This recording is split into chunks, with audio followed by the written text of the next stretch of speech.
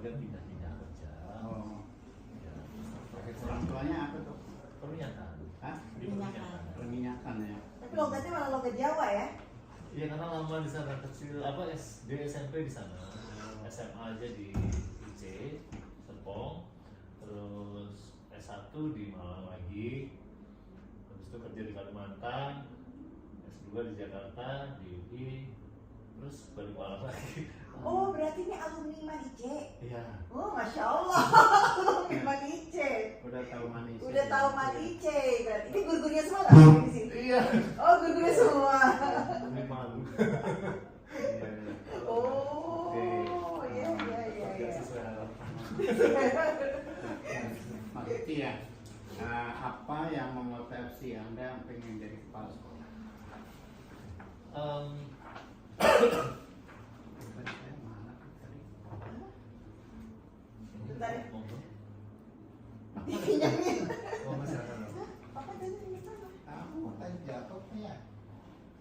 Bentar ya, Mas. Ini Bapak lupa nyimpen. Nggak ada di bawah. Betul. Udah nih pinjamnya. Nggak apa-apa. Ya. Oleh Mas Iti tadi motivasi apa yang ada pada diri Mas Iti untuk menjadi kepala sekolah? Oke, berangkat sebenarnya dari apa?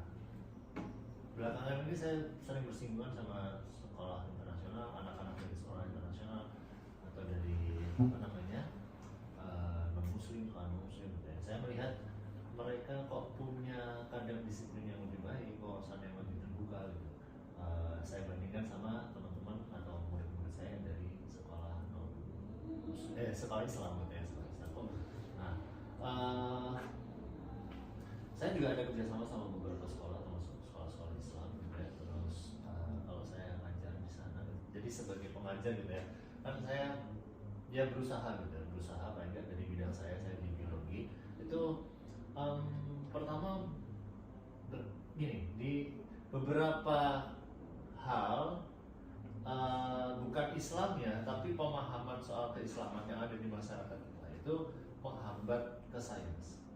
Gitu, soal misalnya evolusi segala macam gitu ya, itu yang bisa saya lakukan sebagai pengajar ya selama di bidang saya kan, jadi meluruskan gitu. Jadi misalnya pemahaman soal evolusi, kadang-kadang orang yang ahli agama bicara soal evolusi itu nggak ngerti soal evolusi gitu, jadi salah nangkepnya gitu. Atau sebaliknya orang-orang tokoh-tokoh sains itu yang di dunia yang misalnya ateis itu ya mereka nggak ngerti agama, jadi di anak-anak itu sering ada kayak crash gitu, ini gimana di katanya gini tapi yang benar gimana kan.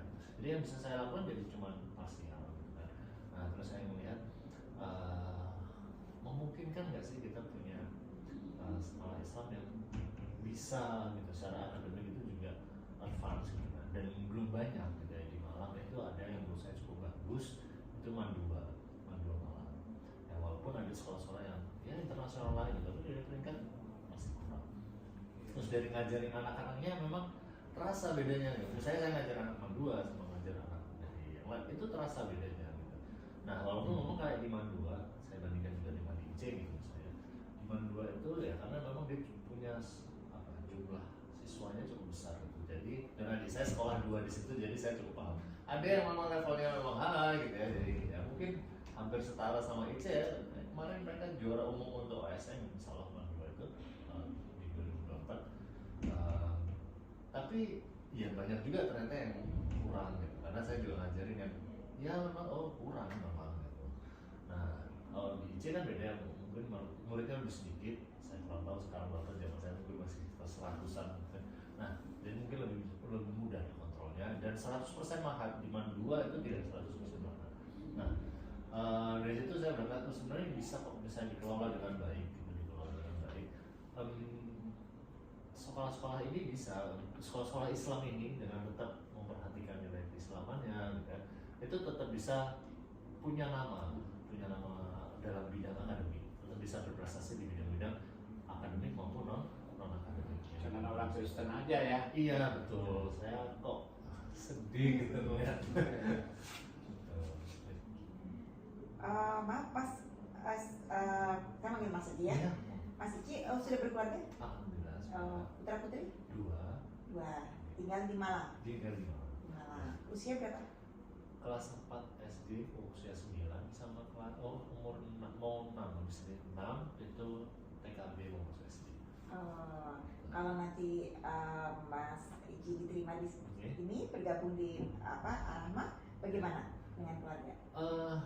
Ini kan kemarin saya terima karena kemarin berasrama gitu ya, jadi saya nggak harus kontrak lagi segala macam gitu kan, karena saya melihat ini kan kerja sama Nice gitu, saya melihat guru-guru dulu tempatnya kayaknya nggak memungkinkan untuk keluarga, dan begitu sudah keluarga kan harus keluar gitu kan waktu itu.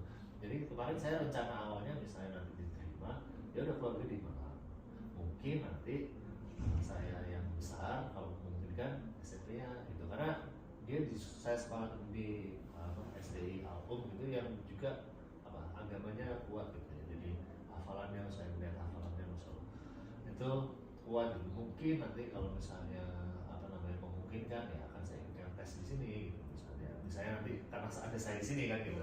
Tapi kalau memungkinkan ya kayak gitu. Nah tapi tadi dikasih informasi ternyata kan dan bayangan saya kan ya mungkin ya kayak gini gitu ya, kayak asrama yang saya tempati sekarang gitu kan, jadi buat memang susah kalau bawa keluarga. Tapi tadi informasinya bisa kok kalau bawa keluarga. Nah ini nanti perlu dibicarakan lagi gitu. Tapi pembicaraan awal memang rencana keluarga tinggal di Malang gitu, karena pengetahuan sebelumnya yang saya punya seperti itu. Iya. Oh, anaknya pertama laki-laki. Laki-laki. Yang kedua? Cewek. Oh, oke. Kita belum nerima nih ceweknya. Iya, sama kan. Ada saya juga cewek. Ada saya udah bilang sama ibu bapak. Nanti 6 tahun insya Allah kan sudah ada yang Ayo bikin yang perempuan nih, ntar cucunya yang perempuan gimana nih sekolahnya. Gitu. Nah, kenapa Mas Ici tertarik untuk melamar di Arahma, Arahma yang Cendekia ini? Oke, pertama yaitu tadi saya pengen punya kontribusi di sekolah Islam gitu, dan nggak sekedar sebagai pengajar gitu.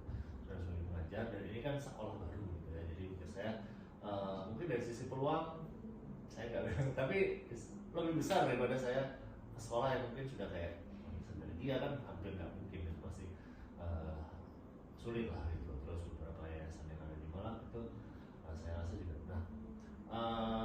jadi tujuan utamanya adalah gimana bisa membangkitkan pendidikan Islam, awalnya ke sana gitu kan. Lalu karena kalau sebagai guru ya saya juga sudah lakukan kan, walaupun saya nggak bergabung secara formal, tapi saya membimbing mereka untuk penelitian, membimbing mereka buat anak-anak untuk olimpiade gitu ya. Terus saya sudah lakukan gitu. Saya what next nih, apa yang saya bisa lakukan lagi gitu untuk pendidikan Islam ya, itu tadi itu. Terus yang kedua, sejujurnya memang dari sisi finansial gitu. Yang saya lihat sebenarnya gaji gurunya bukan gaji kepala sekolah. Karena saya lihat di sekolah di Malang, sekolah Islam di Malang yang mengaku sekolah internasional sudah SPK itu gajinya masih di bawah satu. Oke, yang sudah 5 tahun masih di bawah dari 2 kali lipat. Padahal setahu saya biasanya SPK itu kalau yang Kristen kita ya SPK atau yang internasional itu gajinya. Dan ini kenapa kok pendidikan Islam kok malah kayak gini gitu? Malah tidak menghargai guru-gurunya gitu. Kenapa? Tapi bicaranya gitu ya. Saya ada teman yang di sana gitu. Jadi ini dari temannya gitu, dan saya pernah menghadiri kayak graduation ya gitu, karena saya ikut ngajar kan walaupun informal ya. Mereka lulus ya saya ikut gitu. Nah itu bicaranya memang udah kayak mereka ke guru itu udah kayak memberikan lebih gitu. Padahal dibandingkan dengan sekolah lain, misalnya sekolah lain yang bukan Islam ya, tapi setipe sekolah internasional atau SPK yang sekolah Kristen tapi yang juga selevel, itu bisa memberikan fasilitas yang lebih baik ke pengajarnya. Dan begitu saya lihat ini sekolah ini peduli nih sama pengajar gitu, peduli sama SDM-nya, itu yang saya lihat. Terus ada ya saya lihat IC ya, nah saya kenalkan dengan guru-guru IC, jadi saya melihat memang konsepnya di bidang keilmuan dan keislaman itu nggak main-main gitu. Makanya terus bismillah saya coba saya bakal bisa berkontribusi di memang yang paling nggak ya saya posisi sebenarnya kepala sekolah kan tetap tapi di bawah yayasan kan gitu. Nah yayasan yang menaunginya itu juga concern dengan pendidikan, tidak sekedar profit gitu. Karena ya dari yang saya lihat paling enggak banyak yang masih ke profit arahnya gitu. Dan ini apalagi saya lihat ya, saya juga udah punya rumah sakit segala macam gitu kan. Ya kalau dari pendidikan istilahnya profitnya ya mungkin jauh lah kalau dibanding. Jadi concernnya pasti bukan ke sana. Maksudnya yaitu tetap ya karena mungkin menghidupi SDM atau fasilitas yang ada atau tenaga pendidikan yang lain gitu ya pasti ada. Tapi maksudnya bukan jadi tujuan utamanya gitu. Bukan jadi tujuan utamanya tapi memang arahnya ke pendidikan Islam. Itu yang saya lihat apa ayo dicoba semua. Istri bekerja? Istri sudah tidak bekerja. Sejak pindah ke Malang sudah. Tadi kan di Jakarta waktu saya S2 kan di Jakarta. Ya, jadi tadi ada beberapa apa yang tadi ya bahwa sekolah Islam pun lebih sejajar atau lebih tinggi daripada sekolah yang agama lain ya. Muslim ya. Muslim. Jadi kira-kira upaya-upaya apa yang akan dilaksanakan oleh calon kepala sekolah SMA ini untuk menjadi salah satu sekolah favorit di kota Tangerang khususnya nih ya, karena di Tangerang ini kan sekolah favorit itu masih yang negeri lah, SMA 1 misalnya. Nah ini kira-kira Khususnya kota Tangerang di ya. kota Tangerang khususnya bagaimana upaya-upaya atau cara-cara daripada Mas Ici ini untuk memaju apa ya menjadikan sekolah SMA Ar-Rahmah ini menjadi salah satu sekolah favorit di kota Tangerang. Baik, pertama internal dulu saya terkait sama guru-guru. Proses rekrutmen yang saya rasa berlapis kayak ini sebenarnya yang saya idamkan juga gitu. Maksudnya ya gini, rekrutmen guru itu harus kayak gini, benar-benar profesional gitu ya. Ya terlepas nanti saya diterima atau enggak gitu ya, tapi nggak apa, itu kan bagian dari proses. Tapi memang proses kayak gini lah yang saya harapkan gitu. Dan berarti nanti yang tersaring adalah orang-orang yang insya Allah gitu, paling tidak itu mau berkembang gitu. Yang saya lebih suka ke yang mau berkembang daripada yang sudah jago gitu. Ini yang biasanya, karena yang sudah jago tapi nggak mau berkembang itu akan susah diajak maju, apalagi mereka merasa sudah udah kita udah cukup lah itu. Jadi harusnya mau misalnya sekolah lain punya program apa yang kita bisa kok lakukan misalnya, kenapa nggak kita coba gitu, kita coba ya disesuaikan dengan kondisi kita misalnya. Nah itu pokoknya peningkatan dari kualitas dari pengajarnya. Lalu yang kedua berkaitan sama mungkin yang awal bisa segera dicapai adalah mengikutkan anak-anak untuk lomba-lomba, karena banyak sekali lomba-lomba yang mungkin sifatnya kalau olimpiade itu agak lebih susah ya, karena cuma satu pemenang dari sekian ribu peserta. Nah banyak lomba-lomba yang itu festival yang juga resmi dari pusat prestasi nasional, saya lupa sekarang susah sekarang prestasi nasional apa gitu.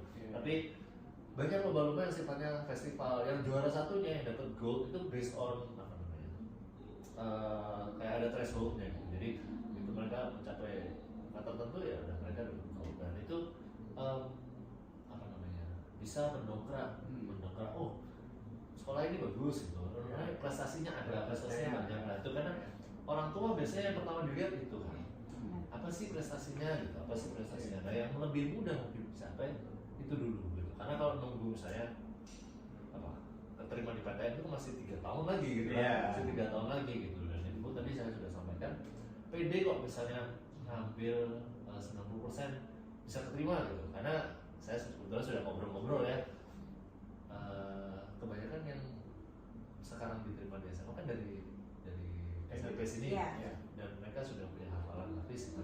Jalur UTBK yang tulis itu tidak satu-satunya jalan untuk masuk PTN ya kan, ada jalur tahfiz yang mungkin kita bisa pakai itu. Maksudnya dari sisi akademik kita mungkin belum bisa gitu. Misalnya dalam 3 tahun mungkin saya belum bisa. Nah ada jalan lain yang kita bisa. Anak-anaknya mungkin ada yang sudah bisa dengan program kita bisa ngikutin, akhirnya bisa tembus dengan ujian tulis. Tapi mungkin ada yang butuhnya pakai namanya tapis, itu kita bisa manfaatkan dengan ikutnya lomba-lomba tadi. Itu juga jadi portofolio buat mereka untuk bisa diterima di. Nah itu saya lihat peluangnya besar di sana. Itu bisa prestasi. Nah nanti itu insya Allah apa namanya membawa nama baik. Jadi image kita tuh baik di masyarakat itu tahu, bahkan mungkin nggak cuma daerah Tangerang, bisa nasional karena boarding kan dari mana aja bisa datang dengan anak-anak di sini. Yang saya lihat. Nah, kalau ke depannya mungkin saya nggak tahu ya. Bicara kurikulum saya tadi ngomong sama Pak Nuryanto yang belum bisa kita ngomong kurikulum sebenarnya. Karena kan kurikulumnya memang awal kayaknya akan mengadopsi dari Manice gitu kan. Nah, saya kurang tahu nanti apakah mungkin dari internasional. Kurikulumnya itu ya. Karena banyak yang bisa mengintegrasikan, jadi nggak harus seluruh siswanya ikut kurikulum internasional, jadi ada yang bisa. Nah banyak orang-orang saya lihat ya, saya pernah ada yang anak Indonesia, orang tuanya kerja di Qatar, gitu, karena di sana sekolahnya internasional, lanjut pengen di Indonesia atau dari US gitu, lanjut pengen di Indonesia, dia dapat budaya Indonesia juga, tapi tafisnya tetap jalan, terus kurikulumnya internasional karena nanti mau lanjut yang di sana internasional gitu. Itu peluangnya besar. Kalau misalnya nanti kita bisa mengajar internasional. Lagi ngaji. Hah? Ngaji belum aja. Untuk belajar. Kenapa Mas Ici tertarik ngambil biomedik S2-nya mana? Banyak alasan. Alasan yang pertama adalah alasan anak kecil ya kan. Saya suka dunia biologi dari kecil. Gitu ya, saya suka dunia biologi dari kecil. Tapi memang dari sisi pekerjaan, ya alhamdulillah saya orang yang apa ya, cenderung saya boleh gagal tapi gagal setelah mencoba deh. Makanya kan saya ada di konstruksi, ada di perminyakan juga. Iya, ya. kan saya kaget juga. Saya ada di perminyakan. Nah, Jobnya. itu saya kan biologi sebenarnya. Terus yang ke perminyakan itu ya kan saya ikut tes. Saya tahu kayak ini, kalau saya dianggap nggak qualified, kan nggak akan lolos, gitu kan. Dan semua perusahaan umumnya yang saya tahu banyak itu ada trainingnya. Ya, kalau nanti saya diterima lolos, berarti kan saya dianggap mampu, paling nggak untuk di proses trainingnya. Nanti setelah training kan ada seleksi lagi. Nah, alhamdulillah ya bisa gitu. Jadi kayak kepala sekolah ini juga gitu. Kalau saya nggak nyoba, saya nggak pernah tahu. Ya kan saya akan coba. Nggak lolos itu beda cerita, ya kan? Nah, di sana juga sama. Nah, tapi yang saya alami kayak di perminyakan itu, saya bisa di lokasi waktu itu di Palembang, bisa sampai 40 hari. Seniornya udah ganti 3 kali, saya waktu junior engineer masih di situ. Nah tapi begitu pulang ya saya juga dapat liburan cukup panjang, bisa 2 minggu, bisa sebulan enggak. Nah, sebulan awal-awal saya menikmati itu karena gaji buta ya. Dan saya ada kerjaan gitu kan, maksudnya kerja memang ini lagi libur ya saya nikmati libur. Tapi kok nggak bisa diem aja gitu.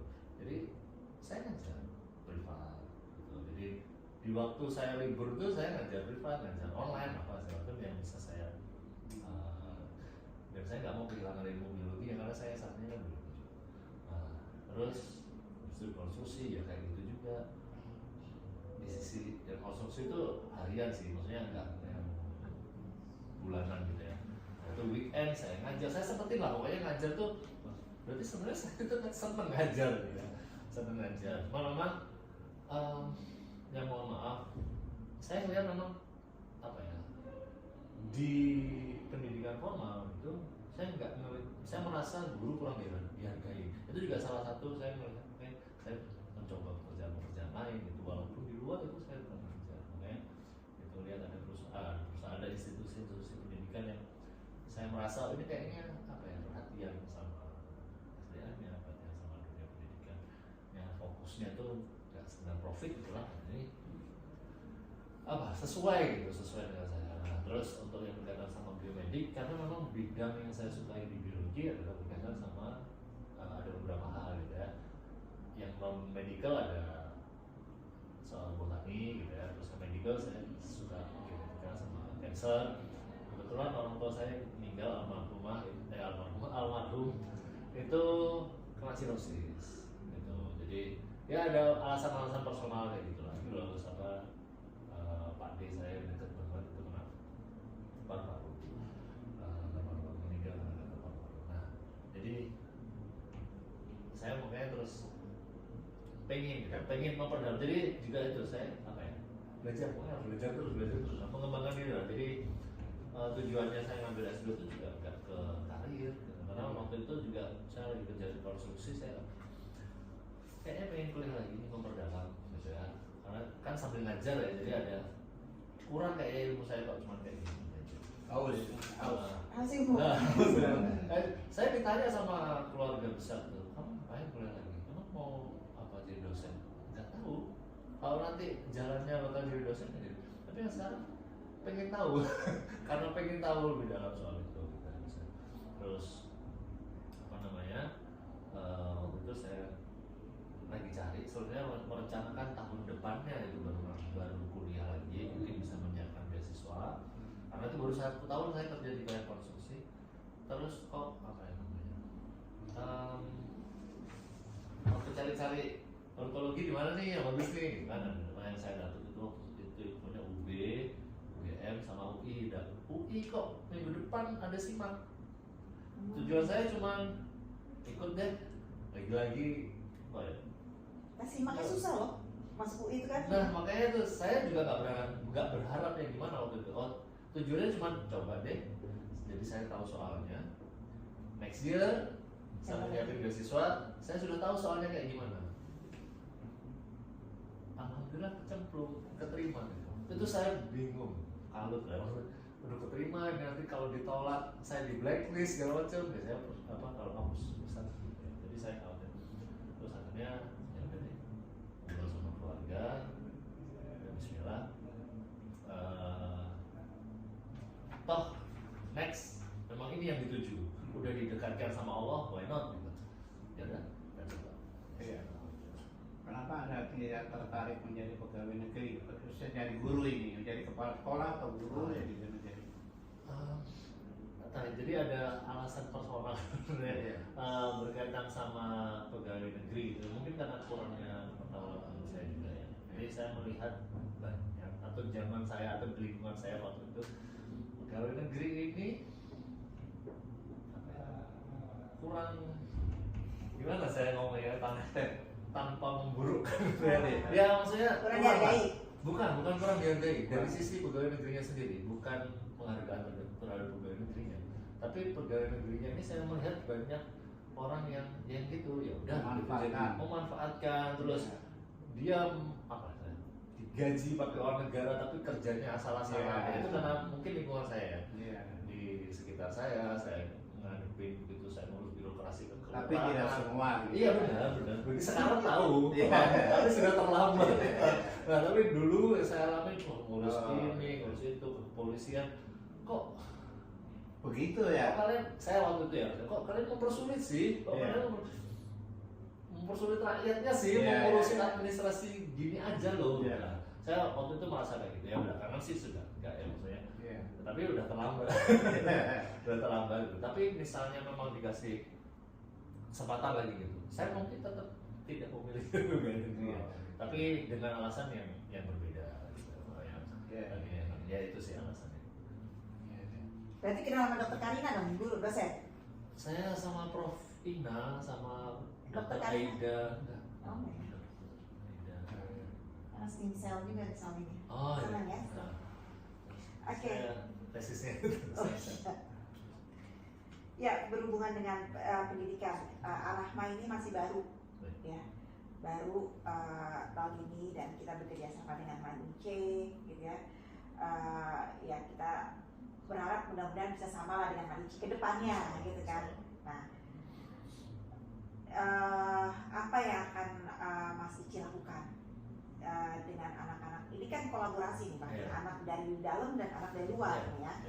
Nah, agar mereka berjalan pendidikannya, maksudnya ya kita kurikulumnya memang kita akan mengacu Manice ya, dan Manice itu memang ada pastilah ya, apalagi lulusan Manice nih ya, tahu lah gimana gitu. Nah, gimana nih menyatukan yang terus terang anak SMP kami ini, karena dia masih angkatan pertama, waktu itu kita ambil se-Indonesia yang pendidikannya masih agak kurang, masalah akademik. Nah, nantinya bagaimana Mas Ici PPJ akan menyatukan ini semua deh ya, Iya. dari pihak luar maupun yang dari dalamnya. Ya, kalau yang dari ini berangkat dari saya biasanya, saya lebih suka anak itu juga yang punya kemauan belajar, gitu ya. Jadi awalnya adalah berkaitan sama gimana memotivasi mereka, gitu ya. Karena kemampuan ini susah ngaturnya ya, kecuali memang proses rekrutmennya juga sudah kayak ekstensif kayak di IC kan, perekrutan calon santrinya juga sudah levelnya sedemikian rupa. Cuman kalau yang memang masih belum di awal itu, yang mungkin bisa dibangkitkan adalah motivasi. Nah, bangkitnya motivasi ini nggak cukup hanya dengan enak disampaikan gitu. Mungkin bisa dengan ditunjukkan. Nah, ditunjukkan mungkin bisa bekerja sama, misalnya di bidang kesehatan gitu ya, dengan rumah sakit. Ini loh kerjaan, gitu ya. Dunia kerja itu nanti seindah ini dan sepelik ini ya dengan segala. Nah, kalian kalau misalnya, jadi dengan ditunjukkan, jadi mungkin mereka akan merasakan kalau mereka santai-santai gitu, mereka akan ketinggalan. Dan nggak semua orang dapat kesempatan bisa masuk IC misalnya, itu salah satunya. Tapi kalian dapat kesempatan untuk belajar sebagaimana itu adalah suatu peluang yang banyak orang ingin, banyak anak ingin kan, tapi nggak dapat. Nah, jadi membangkitkan rasa-rasa yang kayak gitu, ya, terus jiwa-jiwa kompetitif. Nah, itu yang saya rasa cukup penting gitu ya. Apalagi misalnya kemampuan anaknya agak kurang gitu. Nah, anak yang brilian pun gitu, kalau endurance-nya buruk atau kemauan belajar lebihnya itu buruk, itu someday akan ketinggalan sama yang bekerja keras. Itu udah dibuktikan di mana-mana lah gitu. Kita bisa ambil banyak contoh kan. Dan mungkin mahasiswa yang kayaknya pintar gitu, nggak selalu dia terus, ya awal-awal dia semester 1-2 kayaknya bukan nomor 1 di kelas terus, tapi di belakang lulus belakangan, ya kan? Yang rajin malah lulus duluan. Itu kan banyak contoh-contohnya. Nah, itu kita bisa tunjukkan contoh-contoh konkret seperti itu, sehingga menunjukkan ke anak-anak ini nggak sekedar ngomong, ada buktinya, ada faktanya. Kita mungkin bisa undang alumni dari IC, gitu kan? Alumni dari IC, gitu kan? Ya walaupun kita bukan IC, bukan alumni sini, tapi kan sekarang kita pakai sistem yang sama dengan mereka. Mungkin mereka bisa menginspirasi di sini. Loh, saya dulu juga ranking terakhir loh di IC ranking terakhir loh, tapi sekarang bisa kayak gini gitu, dengan berjuang, dengan belajar gitu ya. Nah, itu mungkin diharapkan, saya harapkan bisa membangkitkan anak-anak itu. Karena kalau dari motivasinya sudah low, diajak nanti nambah ya jam belajar, Ustaz gawat lah. Tapi kalau bisa, ayo Ustaz gitu. Terus pengajarnya juga pengajar yang bisa menggerakkan anak-anak gitu ya, gak ogah-ogahan gitu pengajarnya, semangat kan, menular. Antusiasme itu biasanya menular. Menurut saya, iya, saya banyak terinfluence sama orang-orang yang punya antusiasme tinggi gitu ya. Terus bisa kok, saya berani coba, at least saya berani coba. Paling nggak saya 1 step di atas orang yang mungkin bisa tapi nggak berani coba. Nah, itu saya akhirnya kesana gitu. Nah, saya juga tunjukkan ke anak-anak gitu. Saya ini dalam posisi mengajar gitu ya, tidak bisa menjanjikan akan punya semua jawaban dari apa keingintahuan intelektual ya. Tapi saya bisa janjikan saya akan bantu kalian mencari jawaban, mencari di mana kita bisa cari solusi. Nah, itu yang biasanya saya bilang. Jadi anak-anak juga melihat kita itu sebagai sosok yang bisa dicapai gitu. Bisa loh jadi kayak Ustaz ini gitu. Nggak harus benar semua awalnya, tapi memperbaiki apa yang kemarin salah, sekarang memperbaiki. Jadi ya kalau menurut saya perjalanan manusia kayak gitulah. Ada celah, ada apa ya, celah atau burukannya nanti ditambah dan yang lain, terus memperbaiki diri. Yang salah adalah yang tidak mau memperbaiki diri, nggak mau belajar dari kesalahannya apa, terus begitu udah jatuh terus ya udah diem aja. Nah, itu yang mungkin bisa ditanamkan ke anak. Itu yang paling dalam saya biasanya mengajar atau ke teman-teman pengajar yang biasanya saya koordinir, itu yang saya upayakan untuk ditanamkan ke mereka gitu. Jadi kemauan untuk. Nah, ini kan sekarang yang akan datang anak SMA, anak PG ya.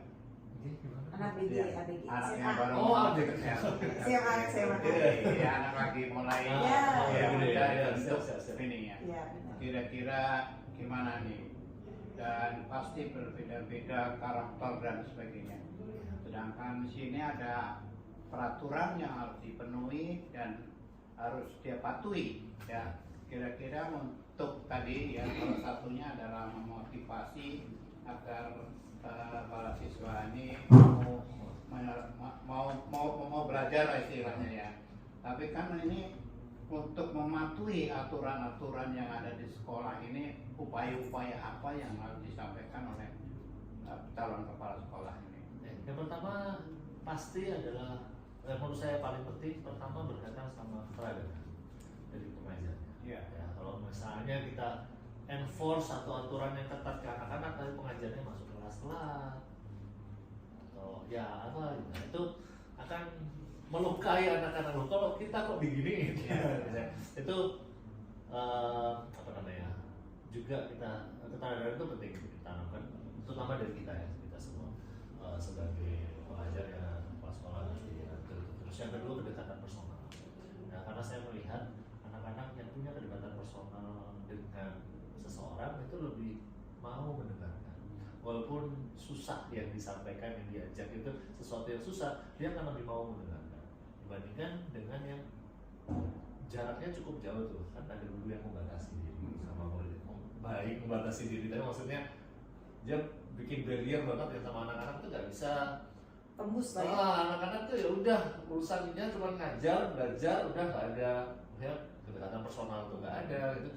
Itu lebih susah gitu. Maksudnya mungkin ada anak yang suka kayak gitu juga, tapi kan banyak kan ini di usia-usia gitu, apalagi usia mereka yang teenager ini kan usia mereka apa? Mencari jati diri. Mencari jati diri gitu kan. Siapa nih orang keren di sekitar dia yang dia bisa tiru.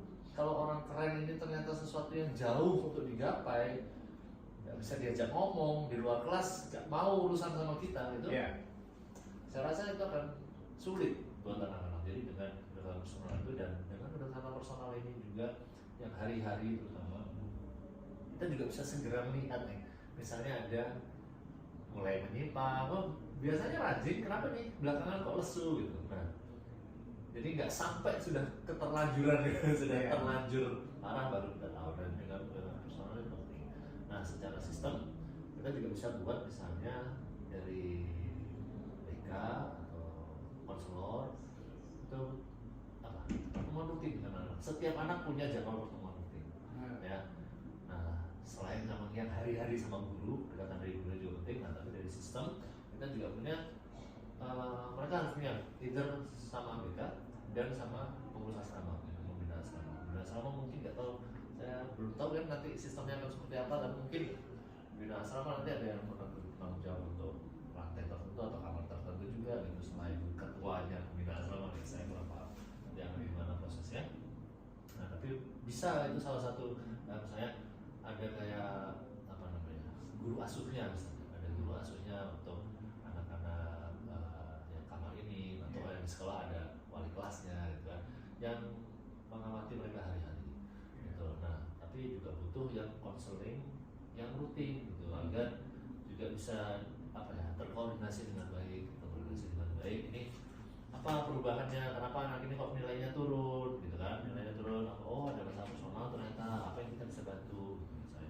Nah, itu penting gitu. Jadi baru ke kalau sudah aman gitu ya, personal dan aman, yuk bisa kan berarti ngikutin aturan ini gitu. Maksudnya ini bukan sesuatu yang menyulitkan lagi kan, kecuali memang pengen melanggar gitu. Yeah. Nah, kadang-kadang kan kita apa ya, pemangku kebijakan gitu. Kadang kita beberapa gitu, mungkin agak separuh tutup mata gitu, nggak mau tahu, pokoknya ini harus dilaksanakan. Nah, itu menurut saya kurang tepat gitu. Jadi kita harus lihat sisinya. Oh, pelanggaran pertama, kedua karena lupa, karena nggak tahu gitu ya. Nah, dengan enforcement atau diingatkan berkali-kali, udah nggak ada kan alasan nggak tahu ya. Udah nggak ada alasan nggak sengaja misalnya kan, biasanya yang umum itu ya. Nah, jadi next step ya, tapi nggak bisa sekedar personal. Itu kedisiplinan itu harus ada yang mengikat, harus bersifat mengikat. Awal-awal pendekatannya personal dan humanis, tapi ada titik di mana oke, ini sudah harus nggak bisa dilewati. Ada peringatan formal misalnya ke guru, mungkin ada ya mungkin SP atau apa gitu ya, levelnya mungkin beda-beda. Setelah peringatan personal, pendekatan personal, kalau ke murid mungkin bisa dilakukan hal yang sama. Oh mungkin kita ada sistem poin. Oh kamu udah berkurang sekian poin dalam minggu ini, kamu kehilangan fasilitas untuk pakai lapangan misalnya gitu ya. Kita ambil sesuatu yang apa ya, nggak terlalu major buat mereka, maksudnya nggak terlalu yang menyusahkan mereka, tapi mengganggu sedikit kenyamanan mereka ini apa? Jadi mereka tahu setiap perbuatan itu ada konsekuensinya. Nah, perbuatanmu buatmu mungkin nyaman, tapi untuk orang lain itu kan menjadi sesuatu yang tidak nyaman gitu ya. Saya buang sampah sembarangan atau apa ya sederhana lah, misalnya kita ambil contoh. Ya, kamu harus tahu kalau kenyamananmu diambil itu seperti apa. Misalnya dilarang pakai lapangan, anak cowok apalagi ya nggak bisa pakai lapangan, waduh misalnya Gak ada hiburan. misalnya itu misalnya gitu. Terus saya nanti ada nggak tahu soal kebijakan device kayak gini seperti apa. Misalnya nggak, misalnya ada 1 hari boleh pakai device gitu, saya ini dilarang sekarang gitu karena ada pelanggaran sekian. Terus misalnya calling time dengan orang tua misalnya, nah ini diinformasikan ke orang tuanya, jadi orang tuanya next time akan enforce, Dek misalnya, Dek jangan melanggar. Nah nanti kita nggak bisa telepon, nggak bisa kangen-kangenan. Jadi dari orang tuanya juga ada ke anak-anaknya itu mendorong anaknya untuk lebih bisa mengikuti ya. mengingatkan. Nah, terus pendampingannya dari teman-teman sebaya mungkin kita bisa ada kayak baby cat. Kalau dari yang horizontal ini biasanya kan lebih mengena ya. Kalau yang sama atas ini kan kayaknya wah dukung gitu. Kalau temennya kan ingetinnya paling ya maksudnya lebih mengena kalau ayo loh, bro ayo nanti gue kena nih kalau misalnya lo pelanggar lo kena nih gitu. Saya, nah itu mungkin bisa diterapkan gitu ya. Kira-kira dalam hal anak tadi ya, kita perlukan satu masalah karakter ya, karakter sebagaimana mungkin Pak Ici ini sudah melihat siswa-siswa hasil pendidikan kita yang SMP ini kan, mungkin datangnya kapan ke sini Pak? Hari Jumat malam. Oh Jumat malam. Sudah sampai Sabtu ya. Kira-kira bagaimana nih untuk karakter, membuat karakter daripada siswa-siswa SMA ini nanti pertama masuk ini? Ya, yang saya lihat, yang saya suka banget dulu dari awal, saya langsung kebayang om Jauh adabnya mereka, gitu ya. Adabnya mereka itu yang sebenarnya sederhana kan, di Islam itu juga dianjurkan salam, salam, ya, yang duduk, yang jalan ke yang berdiri, nggak lihat muda tua gitu kan, atau ya kalau memungkinkan yang muda ke yang tua gitu. Nah saya, ini loh harusnya bisa kayak gini, anak-anak yang punya nilai keislaman itu, at least sederhana banget kan, salam ini sesuatu yang sederhana. Nah, atau cuma memang saya masih ngeliat ya di asrama, sampahnya ya Allah ini perlu ya tapi kan tetap ada prosesnya gitu. Tapi masih wajar loh, ya nggak yang berantakan loh, tapi ya meluap-luap gitu. Nah berangkat dari keteladanan dan kebiasaan kalau saya Pak, dan itu dan pemberlakuan aturan yang tegas ya. Karena itu tadi pendekatan humanis, pendekatan personal yang baik itu penting. Tapi kalau cuma itu doang nggak cukup, nggak cukup. Sama kayak mungkin ke anak gitu ya, ada masanya you are grounded gitu, ada masanya yang harus kayak gitu. Jadi menurut saya secara tegas mereka harus tahu kesalahannya itu apa gitu ya. Mereka harus tahu, mungkin perlu diingatkan lagi aturan ini ada untuk apa. Kadang-kadang sejujurnya ya kalau saya mengingat jauh dulu, karena kita ngerasa kenapa sih ada aturan ini nggak penting banget gitu. Udah amat untuk aturan yang ini gitu, aturan yang lain kita masih ikutin, untuk aturan ini kayaknya nggak penting banget. Nah, jadi mereka perlu tahu kenapa itu diberlakukan. Mereka harus tahu kedepannya nanti atau buat dia, buat teman-temannya itu apa manfaatnya aturan itu diberlakukan. apa dampaknya misalnya pelanggaran yang kayak gitu dibiarkan. Ya, mungkin kalau satu orang kamu doain melakukan kayaknya nggak apa-apa, tapi kalau itu semua terus melakukan, dibiarkan ya, kamu saya biarkan, Anda saya biarkan melakukan, nanti semuanya mencontoh dirimu karena melakukan itu nggak apa-apa.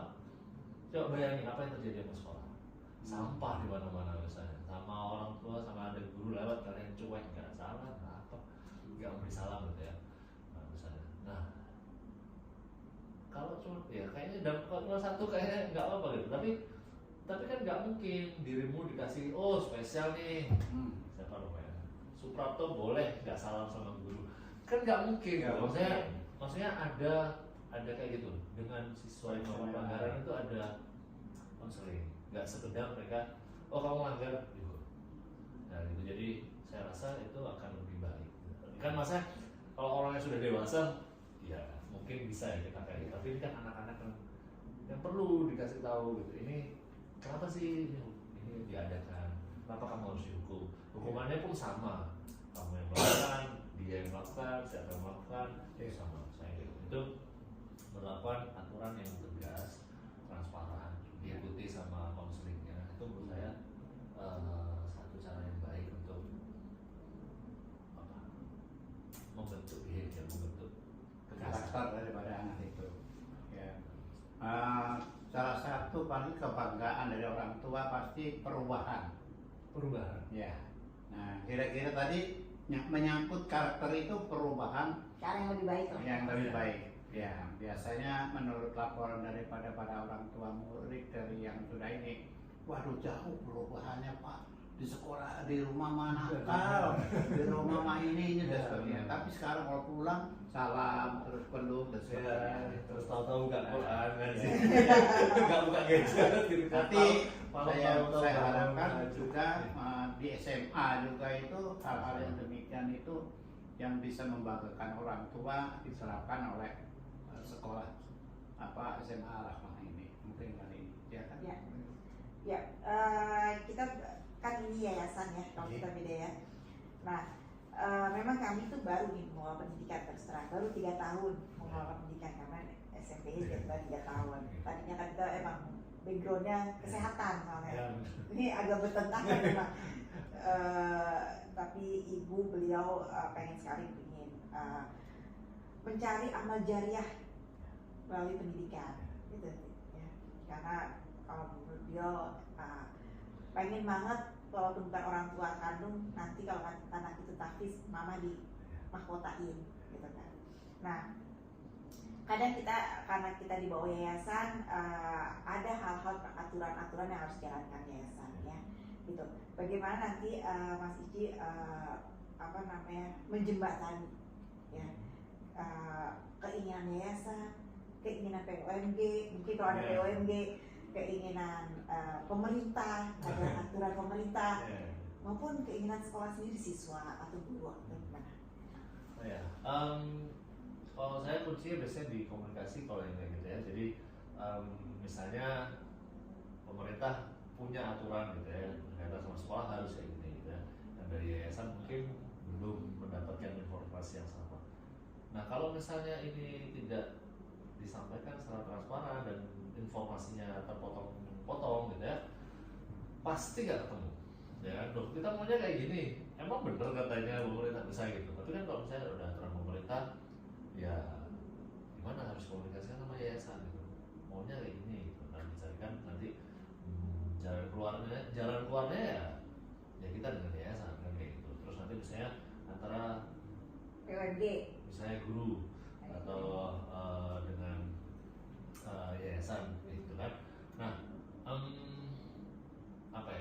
saya rasa dari pihak yayasan gitu ya, jika ada masukan yang membangun gitu ya, tidak akan serta-merta akan didismiss gitu ya, pasti akan dipertimbangkan. Nah, yang saya harapkan paling enggak ada kayak gitu ya.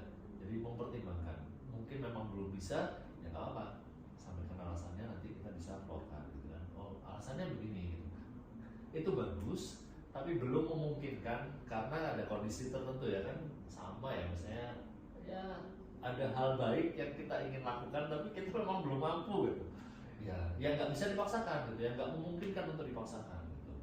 Nah atau mungkin kita kasih alternatif, kalau ini dilaksanakan akan ada hal lain yang mungkin misalnya berkaitan sama dana ya, misalnya hal lain yang berkaitan ini kita mau naikkan, kalau mau dipaksakan ini jalan akan ada yang berkurang yang lain. Kalian siap gak? Karena setiap itu kan ada apa ya, akan ada konsekuensinya gitu ya, setiap kebijakan atau setiap apa namanya, tujuan baru itu mungkin akan menyangkut ada konsekuensi tertentu yang mau nggak mau akan kita ambil sama-sama gitu. Nah, saya rasa keterbukaan dalam komunikasi itu akan sangat baik. Menyelesaikan masalah. Menyelesaikan masalah. Ya, akan itu sudah setengah masalah selesai gitu Pak. Karena sama-sama tahu keterbatasannya masing-masing apa. Mungkin yayasan punya tuntutan tertentu juga ke kita gitu kan. Nah, kita berupaya memaksimalkan, tapi mungkin mohon maaf ini dari yang kita miliki sekarang kondisinya kita mungkin hanya bisa targetnya 70% dari 80% atau 80% misalnya dari yang dicanangkan gitu untuk saat ini. Kedepannya misalnya ada apa namanya perubahan yang kita bisa lakukan biar nanti ketercapaiannya 100% mungkin seperti ini. Nah itu mungkin ya lagi komunikasinya. Jadi kalau komunikasinya sudah ditutup misalnya dulu nggak bisa ke atas gitu ya, kalau ke bawah kan biasanya ya otomatis terbuka kan, tapi dari bawah ke atas ini ditutup, jalurnya ditutup ya, itu akan dampaknya ya tadi menghambat tercapainya tujuan baik yang dicanangkan dengan yayasan ataupun tujuan profesional dari masing-masing guru gitu. Nah, nanti dari orang tua siswa mungkin juga ada kayak gitu, kita buka dong apa ekskul panahan banyak nih, saya punya anak tapi dia misalnya juara 1 nasional panahan mau masuk sini, tapi di sini nggak ada ekskul panahan, adain dong. Atau berkuda, kalau panahan mungkin murah ya, berkuda gitu sediain dong stall. Oh kan nggak bisa serta-merta kan gitu. Nah ya kan harus dikomunikasikan ibu atau bapak kondisinya ya, kita belum ada gitu kan. Nah itu kan butuh ya kayak gitu, maksudnya dengan keterbukaan yang kayak gitu. Misalnya orang tua terutama mungkin pengen fasilitas di anak-anak dan kita memang sudah ada rencananya, mungkin kita bisa ada yang bisa kita sampaikan, ya pasti ada yang nggak bisa semua yang disampaikan ya, ada yang bisa kita sampaikan. Kita udah ada rencana rencana mungkin dalam 2 semester ke depan kita akan punya seperti yang kita bapak harapkan. Oh kita masih belum bu, kita nanti akan fokus ke sini dulu gitu. Jadi mereka juga tahu perusahaan institusi ini gitu pengembangan kedepannya seperti apa gitu, karena aligning visi sama misinya dari harapannya orang tua sama apa yang dimiliki sekolah dan yayasan itu penting gitu. Jadi orang tua juga harus tahu kok sekolah kayaknya gini-gini aja, karena yang dilihat di satu kacamata satu sisi gitu. Loh enggak bu, kita ada pengembangan di bidang yang lain gitu, misalnya di sini kalau memang arahnya sekarang lagi di arah yang sama gitu. Jadi mereka melihat oh berarti memang ya lebih menyeluruh loh, mereka mengetahui kondisi sekolah seperti apa, biasa seperti apa gitu. Jadi enggak menutup mata, pokoknya saya mau yang ini yang berkembangkan susah gitu ya. Kalau kita akan ke sana tapi gitu. Kira-kira seperti itu. Oke. Sejauh mana kepala sekolah ini melaksanakan kontrol ini, khususnya dalam hal untuk mutu daripada sekolah itu sendiri? Sejauh mana? Maksudnya seberapa terlibat gitu? Ya. Kalau menurut saya harus sangat terlibat gitu. Jadi memang dalam proses pelaksanaannya nanti gitu ya, dari kepala sekolah ya, itu pasti akan membutuhkan misalnya pendelegasian tugas. Karena nggak akan semua mungkin bisa di handle sama orang gitu yang 24 jam bisa, kalau satu harinya mungkin 72 jam mungkin bisa, tapi kan satu harinya 24 jam. Nah mungkin akan dibutuhkan apa namanya komite tertentu atau ya bidang-bidang tertentu yang punya tanggung jawabnya sendiri. Nah tapi kepala sekolah harus tetap in charge, bertanggung jawab terhadap output apa yang dihasilkan, prosesnya kayak gimana, supervisi terhadap kegiatan yang dilaksanakan itu menurut saya sih harus ya kan nggak bisa oh itu salahnya itu ya mungkin dalam lingkup apa namanya lingkup manajemennya bisa ini kenapa nih kemarin salahnya apa yang saya miss gitu apa yang saya nggak kekontrol dari saya terus sampai ini ada kejadian kayak gitu karena kan harus ada evaluasi kayak gitu apa sekolahnya terlalu autopilot misalnya udah percaya banget sama saya pengajar fisika udah urusan lab atur ya udah nggak mau tahu saya orang bio nggak mau tahu urusan lab fisika pokoknya atur deh bentar dia bikin reaktor nuklir itu saya nggak tahu ya ya kasarnya sama gitu maksudnya ya itu harus tahu kalau ada rencana saya ada rencana apa kita harus tahu harus progresnya seperti apa kendalanya apa ya kita harus tahu dan itu hanya bisa dilakukan kalau misalnya guru atau staff ini punya kepercayaan yang baik dengan kepala sekolahnya kalau enggak jangan kasih tahu masalah nanti kita nah jadi lagi-lagi komunikasi keterbukaan kita punya rule yang jelas gitu ya fair aturannya seperti ini kalau ada pelanggaran resikonya atau apa namanya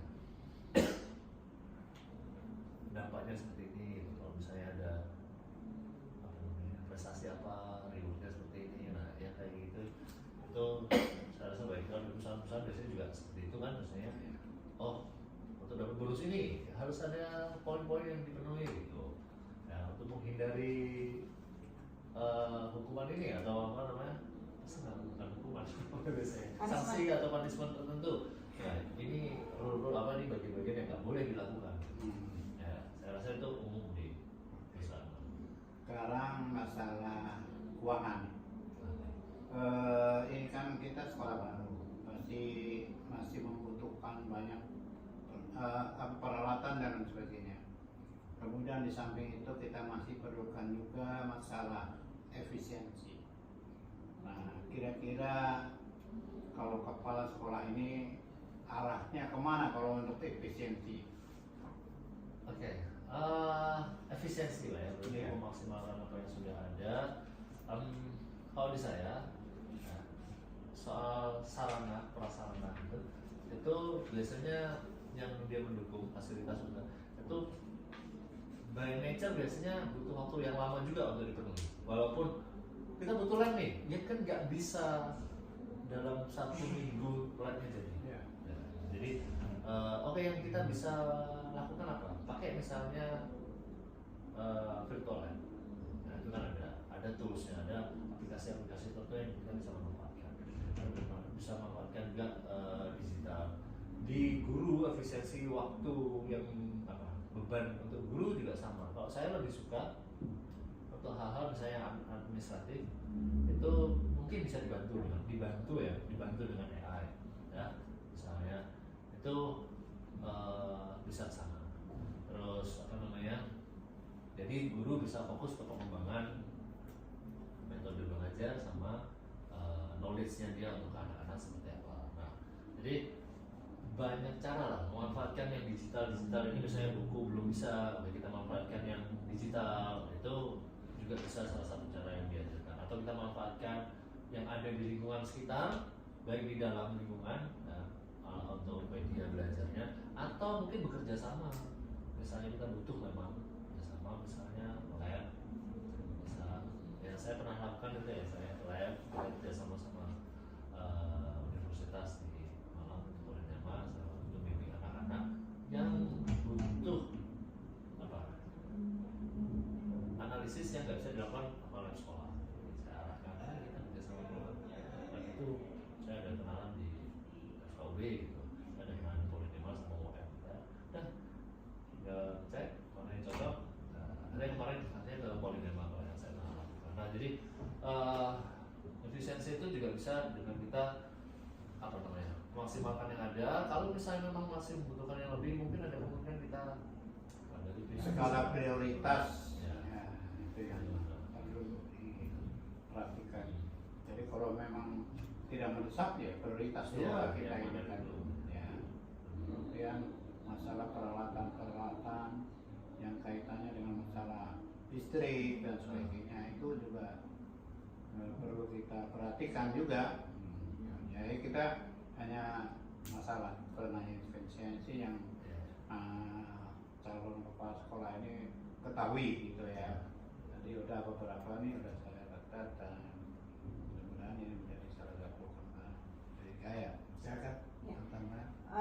Menurut Mas Cici perlu nggak sih seorang kepala sekolah, seorang pimpinan gitu ya, untuk terjun ke bawah dan nanti memantau semua dari A sampai Z, ya security-nya, OB-nya, terus misalnya guru, cara guru mengajar, siswanya, atau hanya ya udahlah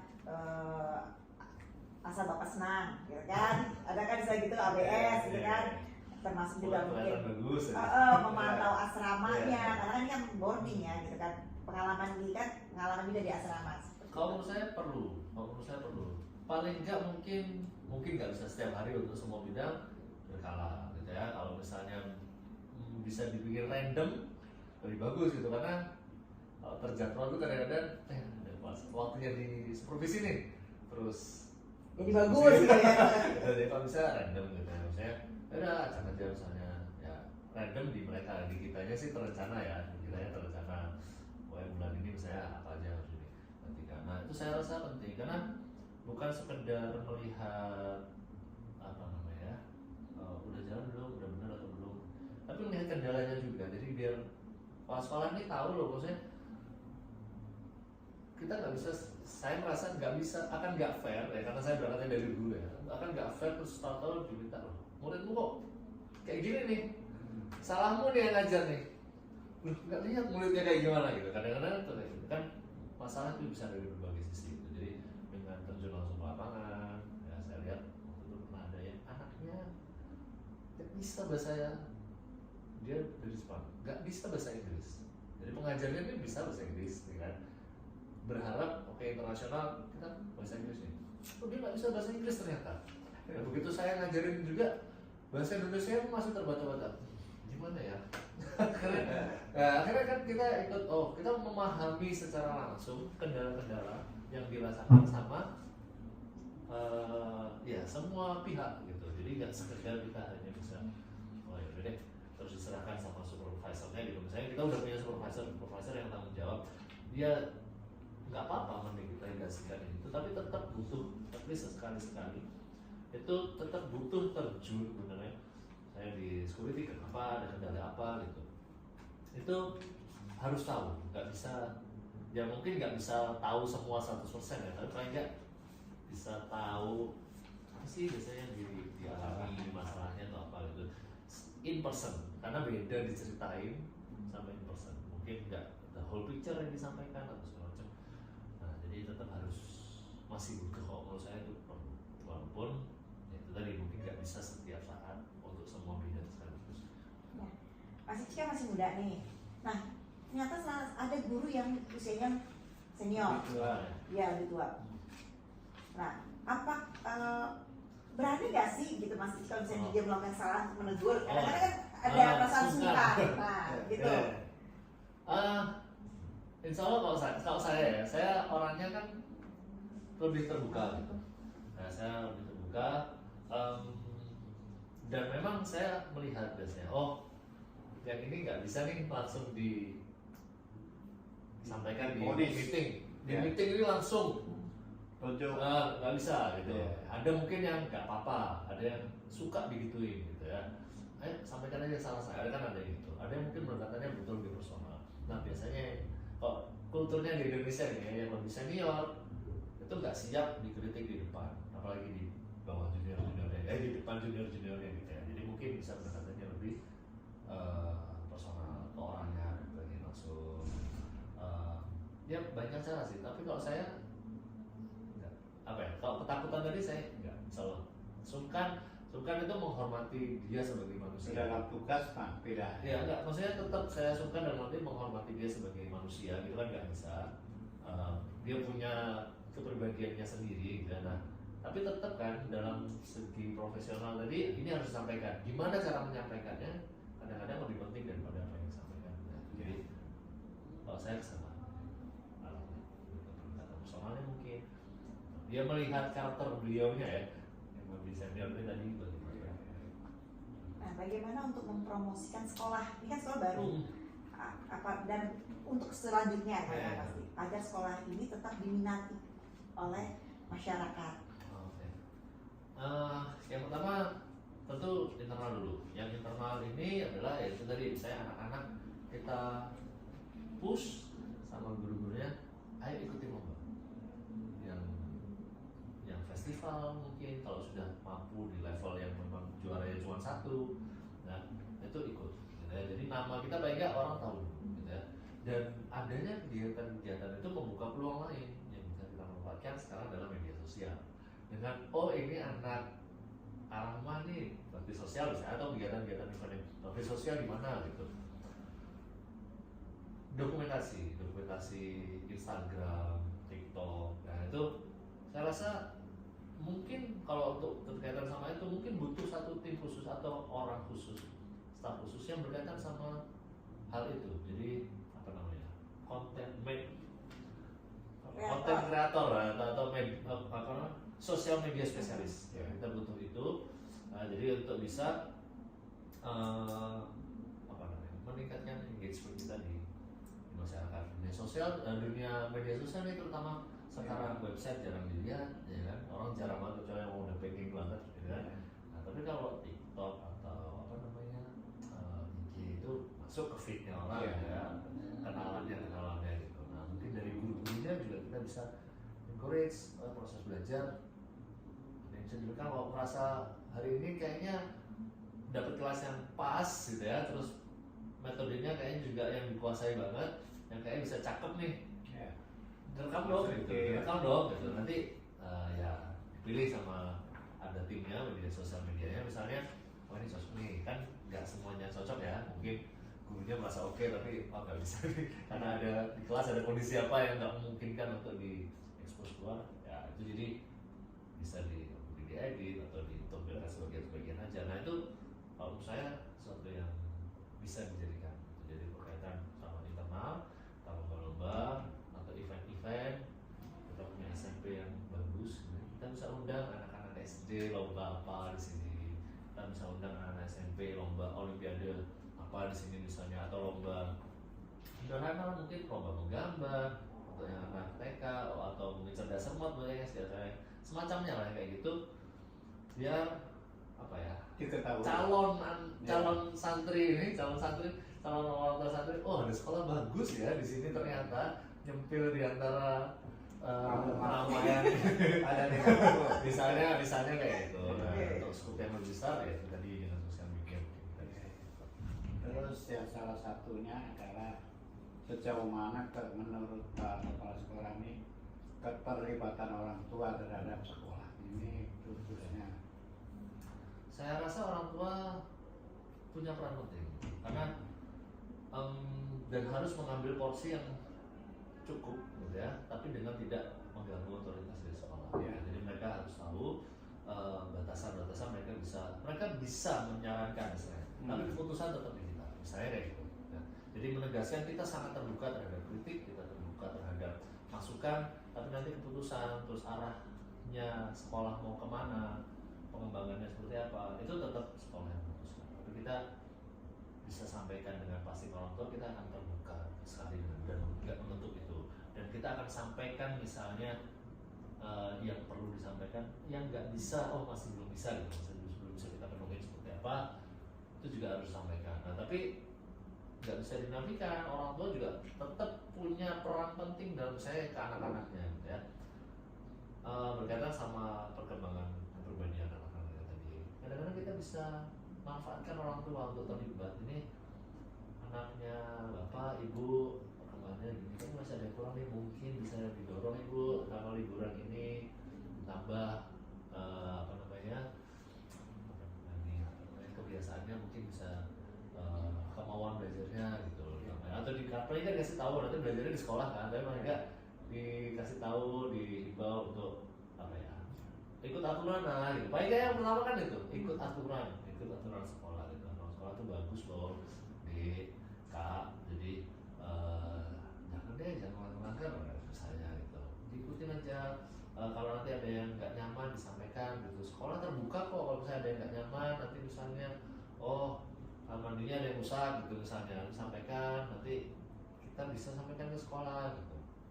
Dan itu saya rasa juga penting ya, karena kita nggak bisa pisahkan 100%, jadi tetap ini anak mereka gitu kan. Iya. Kita yang diamanahi membina, tapi tetap kerjasama itu akan harus tetap berjalan dengan baik gitu.